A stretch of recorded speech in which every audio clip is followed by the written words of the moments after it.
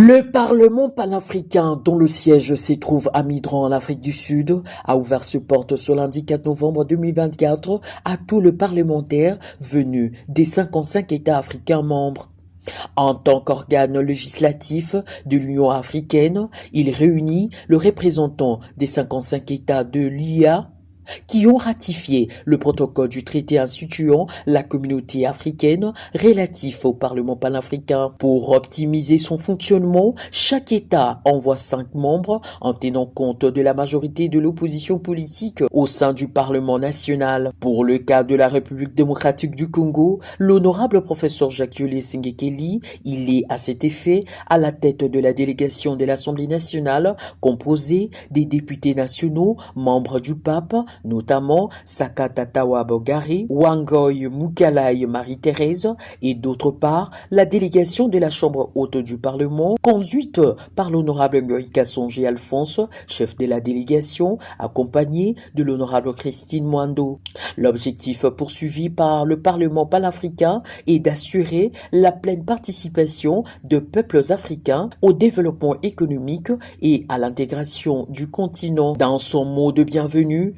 l'honorable président du Parlement panafricain, Fortuné Charoumbira, a remercié ses collègues parlementaires panafricains pour leur participation active aux travaux de la 4e session de la 6e législature. Il les a exhortés à travailler sans relâche pour l'intérêt des Africains à travers des travaux de commissions permanentes dont chacun est membre. Juste après, le bureau du pape, par l'entremise de son président, a accordé la prestation de serment au nouveau membre du pape, l'honorable Ngoï Kassongi de la République démocratique du Congo, à l'instar des autres nouveaux parlementaires panafricains, a prêté serment avant d'exercer comme membre. Moi,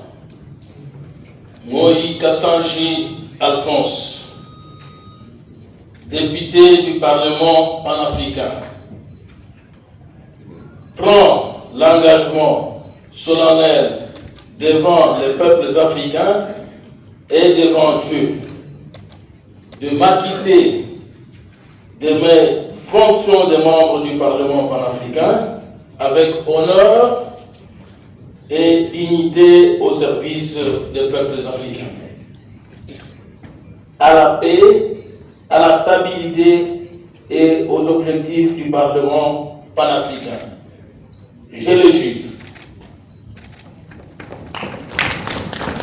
Le pape n'a pas dérogé à sa coutume d'inviter quelques personnalités de marque à chaque session d'ouverture. Pour l'ouverture de cette session, le pape a invité, entre autres, son Excellence André Nzapayeke, doyen du corps diplomatique africain,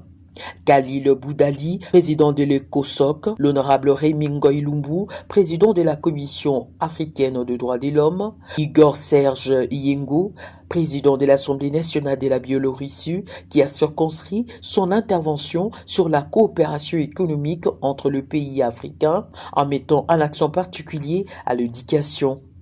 L'occasion a été pour le chef de la délégation de l'Assemblée nationale de la République démocratique du Congo au Parlement panafricain, le rapporteur de l'Assemblée nationale, le professeur Jacques-Julius Sengekeli, de faire le point sur le déroulement de cette séance plénière d'ouverture. Juste après la clôture de la cérémonie d'ouverture officielle, les membres du pape ont été conviés à participer aux différentes réunions tenues par chaque caucus.